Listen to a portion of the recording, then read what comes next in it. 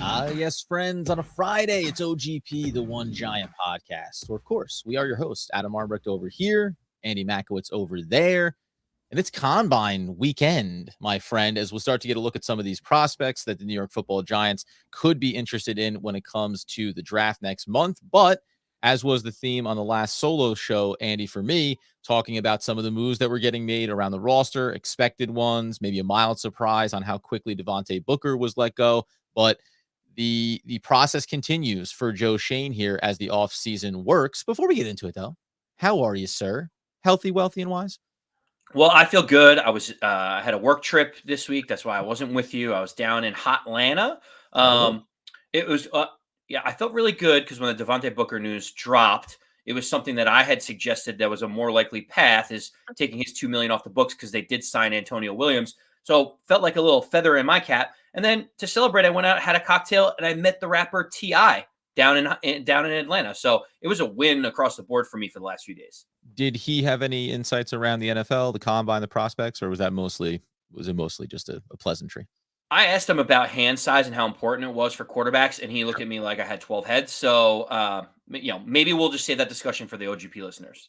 Has there ever been a time when people said, "Boy, look at his hand on the mic. It just doesn't. I don't know if he's going to be able to hold on to that thing. Not for Is the he going to entire be? song Is he? anyway." Is he in to be a top 10 podcaster with the hand size like that? It doesn't even cover the full mic. Like, can he even turn the volume up? The thumb, that double jointed thumb, is never going to get the job done. Listen, we will get to Kenny Pickett here in a minute, but as we say, there is the big picture around what's happening down the road here for the Giants and every NFL team. Free agency on the 16th, obviously, and the draft next month. But along with this process, the Giants cut, obviously, Kyle Rudolph cleared some money, cut Devontae Booker cleared some money, and now we're talking about Joe Schoen looking to find additional cap space, and in doing so, we talk about a player that fans enjoy, but hasn't necessarily been around long enough to entrench himself into the hearts of New York Football Giants in Blake Martinez. But the lead, as you know, as we talked about with Candace Cooper, one of my favorites, Sterling Shepard, and his situation when it comes to obviously recovering from an injury, probably not being available for the start of the NFL season, and how Joe Schoen is approaching freeing up additional cap space while at least offering a path for Sterling to stay with the team. Yeah, so this is interesting. We've talked about how he's going to be the most likely cap casualty. I really appreciate what Joe Schoen and Daboll are doing here because they've opened up door number 3, where most times when you ask a player to take a pay cut, it usually means that they just want to cut you outright, but they're doing a courtesy by asking you that question. With Sterling Shepard, it actually is a viable option for him to potentially take a pay cut and come back to the Giants, Adam. He basically is counting over $12.5 million against the cap for the Giants this year. By cutting him, they'll have about $4 million in dead cap ish. $8.5 million salary that is not guaranteed right now. Yep. It makes sense for both parties, Adam. And the number one reason why, people will say, well, why would the Giants do it? Well, they saved $4.5 million and they could reallocate that somewhere else. Why would Sterling Shepard do it? The answer is he's recovering from an Achilles injury that he just had only a couple of months ago. And Adam, there's something to be said about him having, to be able to be in the building, be with the Giants trainers. They could fly him all over the place. He could be rehabbing at the facility with other players. And it doesn't sound like he's going to be ready for week 1 of the NFL season. So what would his market be working out on his own? And then he's ready to play week 4. Like, how much money would a team give him anyway? So it would be really actually strange at this point if Shepard didn't take the pay cut, considering all the things that it benefits him with. Yeah, and listen, they're talking about the offer has been at least projected, right? Because nothing official has come through yet, but it's suggested that the Giants are saying we're going to break you down to the league minimum for a player at the wide receiver position with 6 years of NFL experience, and that's $1.035 million, right? So it's $1 million, and obviously that can seem like, if you're Sterling Shepard, geez, I have been productive. I am, 5th all time in receptions on the New York Football Giants. And yet, to your point, what is the out-of-pocket cost of spending on rehabilitation and trying to get yourself right? And additionally, while $1 million may not sound like a lot of money, even if he could be healthy this offseason, which he's not going to be, he's going to be 29, 30 years old, a wide receiver with an injury history. at best, he'd probably be looking around the league and saying, where's a team that suffers some injuries in camp and maybe I can come in and get a look? But it's not going to be for $1 million. It'll be for a lesser flyer, non-guaranteed contract. So in the short term, I think it makes a lot of sense for Sterling Shepard. It's the roundabout way for me to say I was right. The Giants are going to keep Sterling Shepard. We'll see how it goes. Listen, I had this funny conversation with Pizza Mike yesterday around Sterling Shepard where, and he busted my chops, rightfully so, because I can be very analytical. We've been talking about, Saquon Barkley and just the dollars and cents of it. Got to move on, got to get the money, etc. But I've said all off season, Sterling Shepard, I'd really like him to get an opportunity.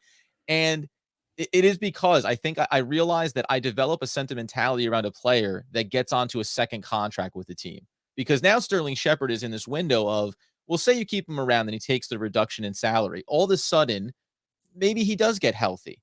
And after this upcoming season, you bring him back on a 2-year, $6 million contract.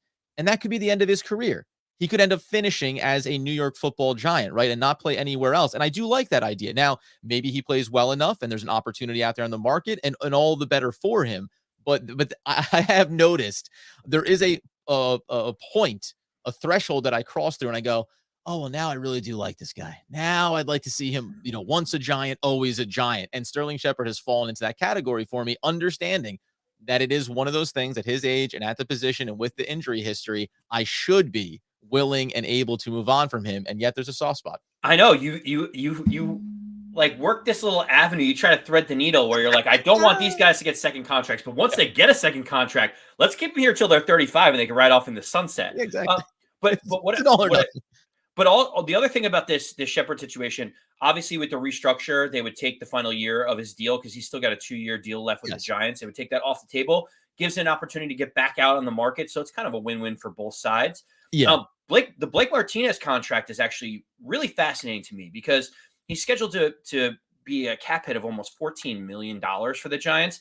By just outright releasing him, it would be a $5.5 million cap hit. So the Giants are saying, hey, you suffered a pretty gruesome injury as well. Like he's still rehabbing. They don't know if he's going to be ready. I actually think this makes sense for Blake Martinez as well for 2 reasons. One is that he doesn't know if he's going to be ready for camp. But the second thing is he's on the last year of his deal, right? Like how much is he going to get on the open market right now coming off of a knee injury when he can stay with the Giants, rehab, and do the same thing that Sterling Shepard's doing? To me, it's fascinating that we didn't really think that taking a pay cut was an option, but it makes sense for 2 guys that had really bad leg injuries.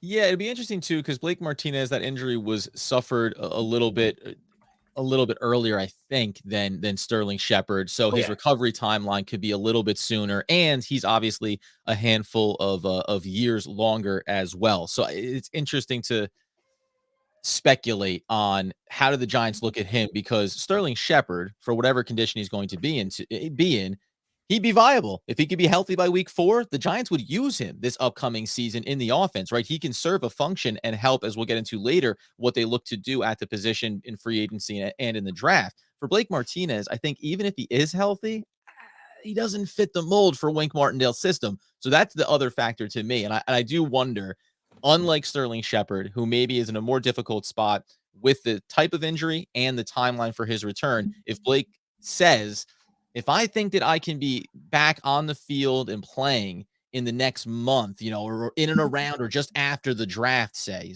almost a couple months away, if I can be back out there playing, then maybe I would take my chances of being able to catch on with another team and would prefer that I just get outright cut rather than take the pay reduction. Because if I take the pay reduction, what's my best case scenario?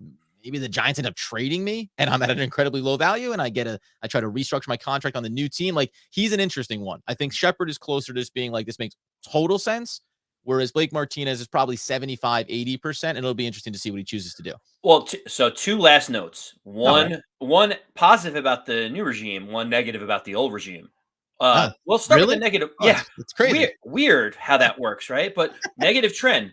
Both Sterling Shepard and Blake Martinez were both restructured in 2021 to push salary cap and kick the can down the road. Like, let's not forget, yes, they suffered injuries, and it's tough to know when someone's, going to be injury prone, like Sterling Shepard. Like, who would ever see that coming? But yes, The dead money and the dead cap that we're stuck with is because they restructured one of them in May and one of them in September. So go figure that.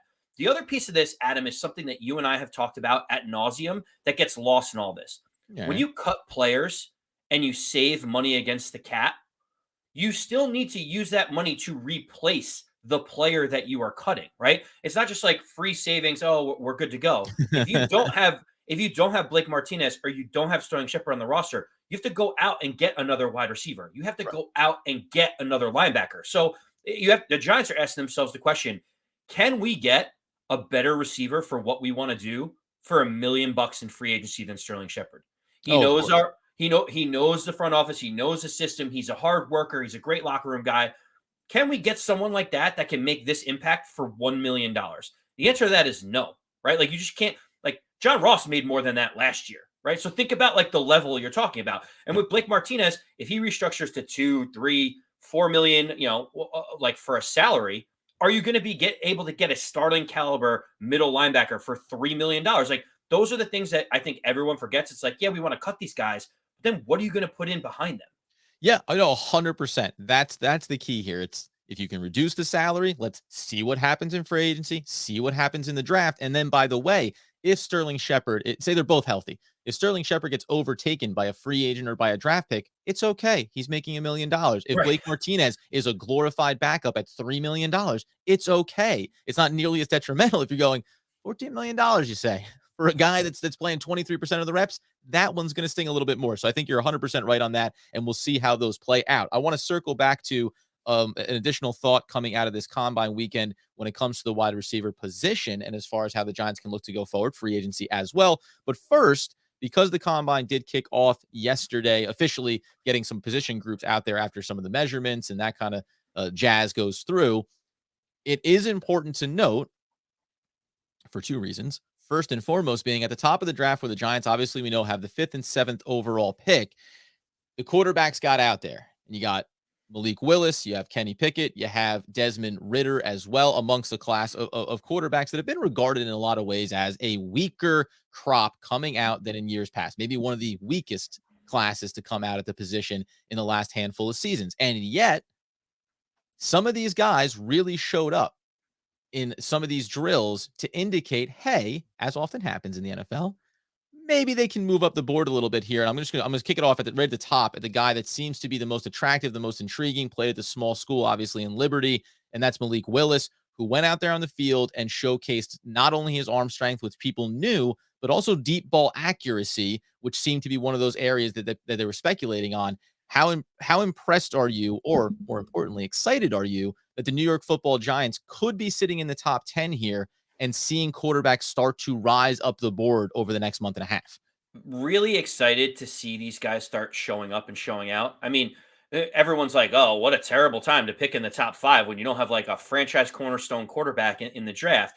But as we know, like these guys are in gym shorts and a t-shirt, and all of a sudden they start launching footballs or they jump higher, they run really fast, and everyone gets wowed and the excitement starts to build. And these quarterbacks continue to move up and up the draft boards. So you may not have Kenny Pickett as a first round pick normally, but hey, we saw him launching balls down the corridor of the hotel hallway. That is dedication. That is a first round pick. You see Malik Willis. Wow, he is stopping outside the combine to help a homeless person on the side of the road.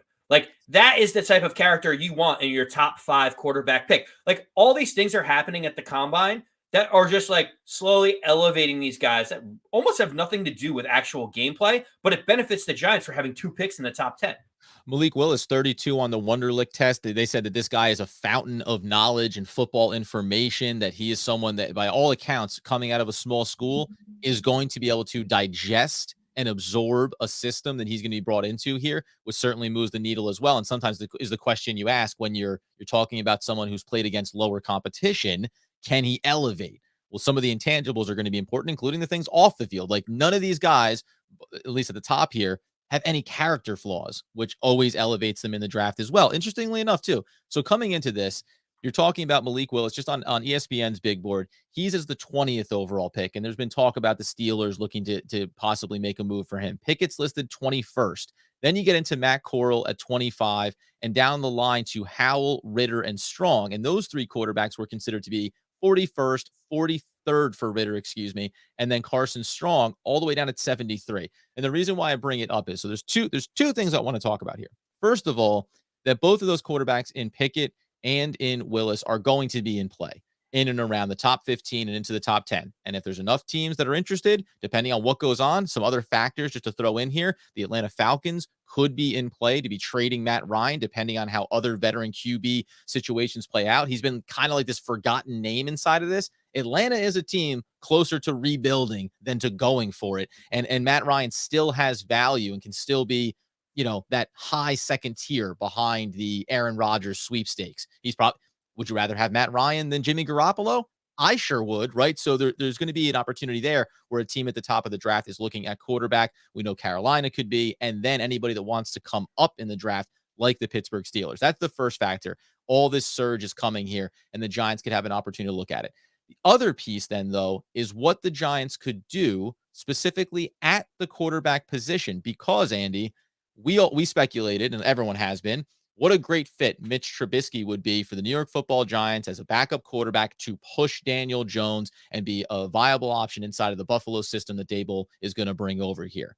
And yet, you're hearing that it's going to be a little bit more difficult to secure those services unless the Giants are looking to dig deep into their pockets. Yeah, so the results from the combine is like everyone is giving Mitch Trubisky his flowers. They're like he played almost no snaps for the Buffalo Bills, but they're like he's a character guy. The best thing for his game was not throwing a pass. The best thing for his game was to sit behind Josh Allen, who looks amazing, and be like, oh, he's only not playing because he's got a top two quarterback in front of him. Like, oh, how unlucky for Mitch. Like, he didn't pick that spot to go to.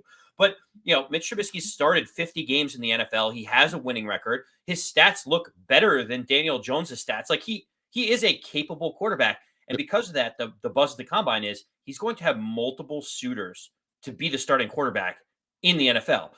First team that comes to mind is the New Orleans Saints. If they could figure out their cap situation and be able to get him in there, someone like the Carolina Panthers, also the Washington Commanders come to mind as like teams that would almost instantly hand him over the keys and say, you are our starting quarterback.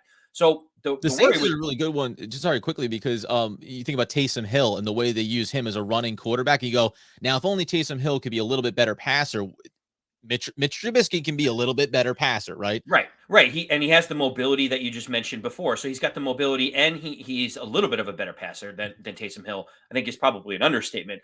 But yeah, he's going to have this interest from multiple teams that will let him start. The only way that he comes to the Giants to potentially win a starting job and for maybe less money is if he really loves Joe Shane and Brian Daboll, and he feels like they are the reason for his reclamation over the last 14, 16 months. And I think, excuse me, maybe the other little factor in if he were to choose the Giants would be, are any of these landing spots going to be, to your point, like what's the number? I think we listed like 3 to 7 was the range for him, but now maybe it gets closer to 10 because teams are looking to bring him in as the starter.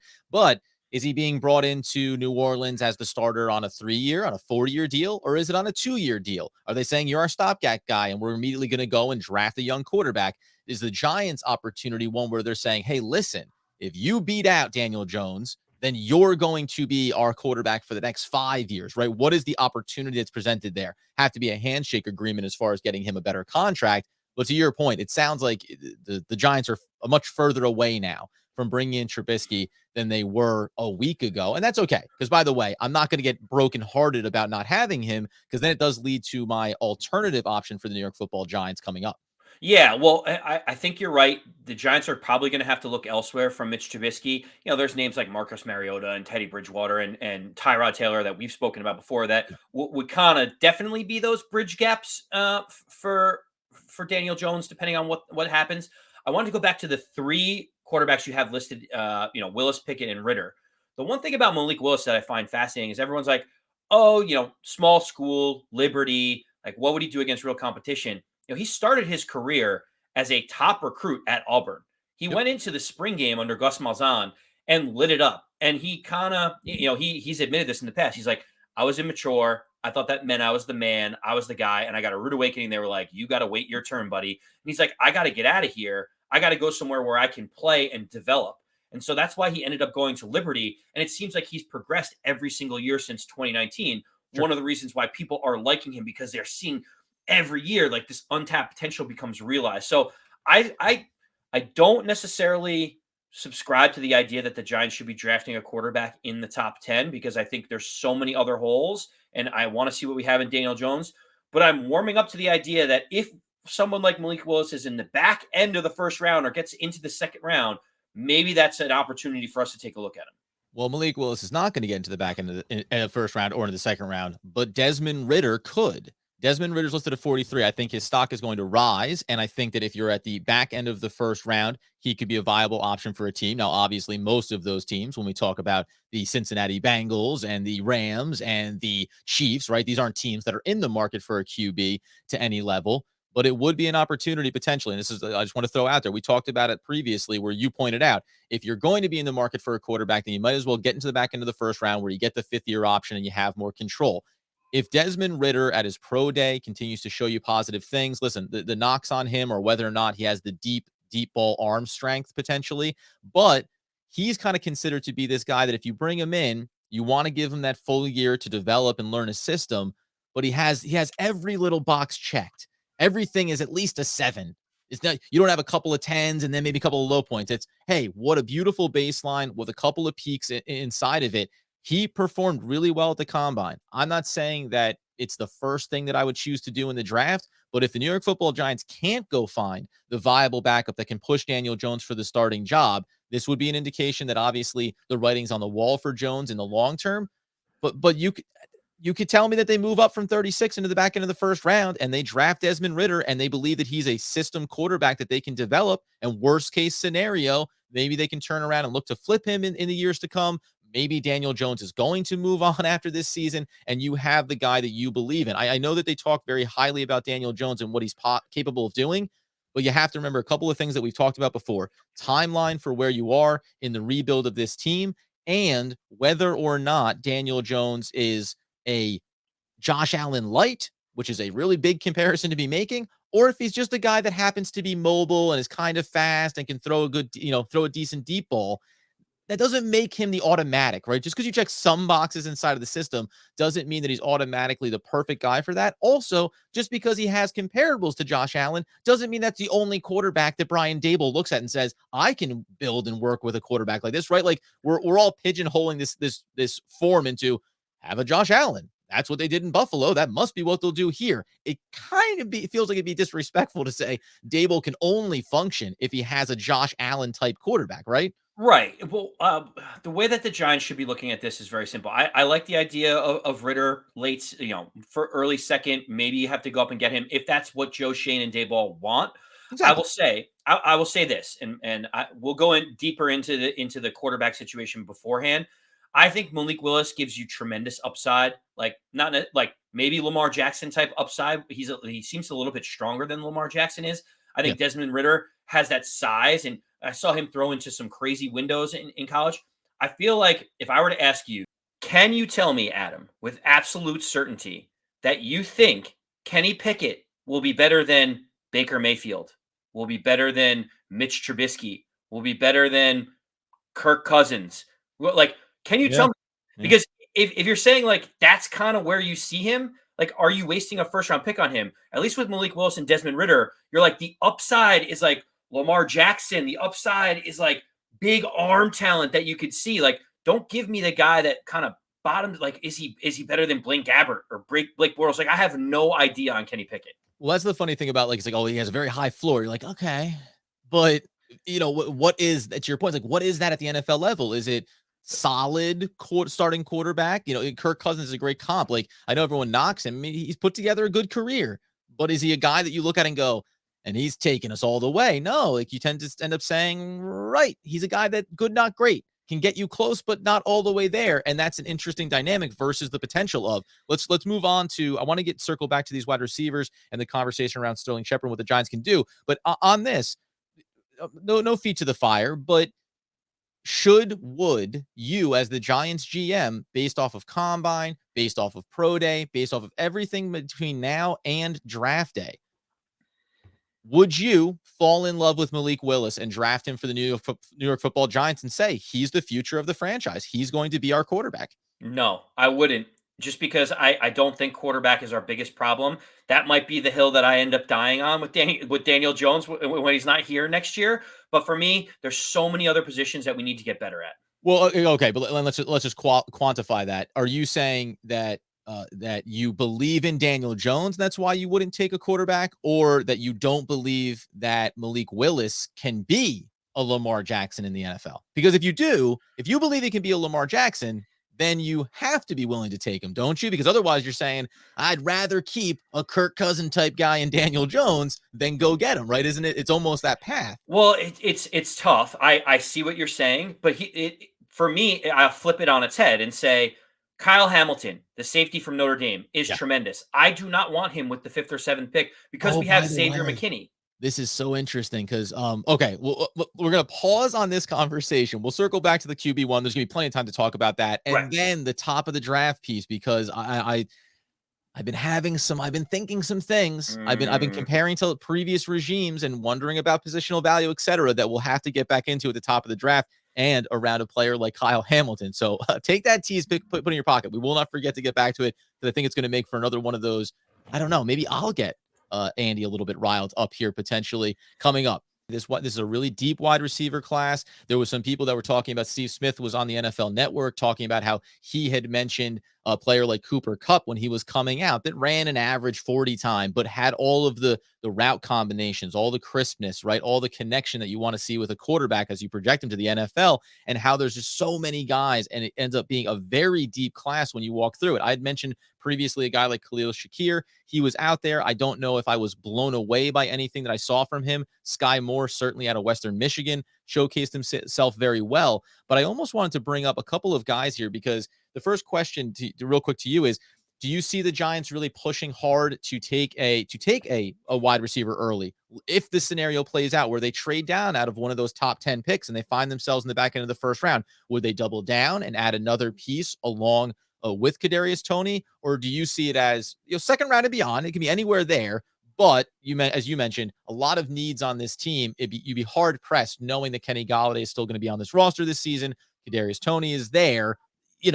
We have tight end needs too, but how high does your need value rise on the position of wide receiver? It's actually pretty low, and I might be in the minority on this because, listen, I get it. Sterling Shepard may or may not even come back. Darius Slayton, they're talking about him being a potential casualty. Then all of a sudden, you've got Kenny Golladay and Kadarius Toney as literally your only 2 wide receivers on the roster right now. Yep. It starts to get thin very quickly at that point. However, even with it being as thin as that piece of it, I think there's just other places that the Giants need to invest in the first 3 rounds. If you're telling me you want to develop a couple of different players and take them in the 3rd or 4th, maybe 5th round, I'm totally okay with that. First 2 rounds, probably even the 3rd round, there's just other areas that I would end up tackling. But I have a feeling that you feel a little differently about it. No, well, honestly, so the first guy that obviously was already well regarded coming in, and that is that's Treylon Burks, who came out of Arkansas. He looks phenomenal. They're comparing him to players like Deebo Samuel for the 49ers. So obviously, like, that's the new comp, right? Give me the guy that can take the ball in his hands, big body, use it like a running back. He's not a wideout. He's a wide back, as he self-proclaimed to be. He's obviously very exciting, but a player that's going to be far closer to the top of the draft than not. Mid-first round, something like that along those lines. So if you're not going to be in those waters, though, this is where I say, again, when a position is deep in the draft, when cornerback is deep in the draft, I like to look a little bit further down the line. And a guy that I'm going to start to dive in deep on, I thought he looked every bit of the part in the combine, in all of the drills, didn't show you anything to turn away from him, only ran a 4.65 40, so he's not going to be a burner. But that was Dontario Drummond out of Mississippi. He is 6'1", 215. He has the beautiful Jared Allen style fro that he was rocking all combine long. But he showed me all of the athleticism. And as far as a prospect goes, they talk about him as being like, he does everything. He has all of the, again, it's almost like talking about, let's say Desmond Ritter, right? Where you go, he's showing all of these marks here. Nothing's flashing all the way as the best in any one category. And yet this is a guy that I think about in the mid rounds. He's listed at 240 something on the draft board. So this is talking about a second or third day pick potentially. I think he's going to move up the board, probably be a top 100, maybe at 182 for the Giants could be a spot to think about him. I think that this is a guy that walks in the door and you go, oh, he does everything well, and he can also be a special team player. So, he projects to say start as special teams and develop into a contributor on the offensive side of the football early on in his career. By the way, I think he'd be a dynamic playmaker that used a lot of gadget plays to get it into his hands, a lot of short route combinations. He's going to have to develop his deep route ability as he gets into the NFL. But I just think he'd be an interesting dynamic playmaker to throw into the mix here that you're not going to spend pick 36 on or pick 19 after a trade down. This is a guy you can get in the 4th or 5th round, and I think could be one of those steals. Not unlike, by the way, not the same type of player, but the way the Giants went out and got Darius Slayton, and you'd say he outperformed his draft stock, right? You can get this kid in the 4th round and be talking about him as being a mid-3rd round value early on in his career. Yeah, I like that. I mean, that's the type of avenue that I would be completely okay with. 5th round pick. I mean, I was very interested in Josh Palmer last year in the 5th round. And He he starts worked out. looking and he starts looking like he's actually the reason why they're letting Mike Williams go for the Los Angeles Chargers, because they're like, we have a suitable backup that we drafted in the 3rd or 4th round that we feel confident in. That's what the Giants can think about it with the wide receiver position. And by the way, at a lower level, this is like saying maybe Darius Slayton is still on the roster, and going into next year, you're letting Darius Slayton go because you've drafted in a replacement inside of your regime, right? Like, I think that has to be a viable option for the Giants. Yes, 100%. And I think that's kind of my avenue. I actually wouldn't mind that as much in the later rounds. People are talking about, and this will be a whole nother episode. This will be when we talk about the offensive lineman as well. But the tight end position, everyone's saying, oh, we should look in the 3rd round to scoop up a tight end.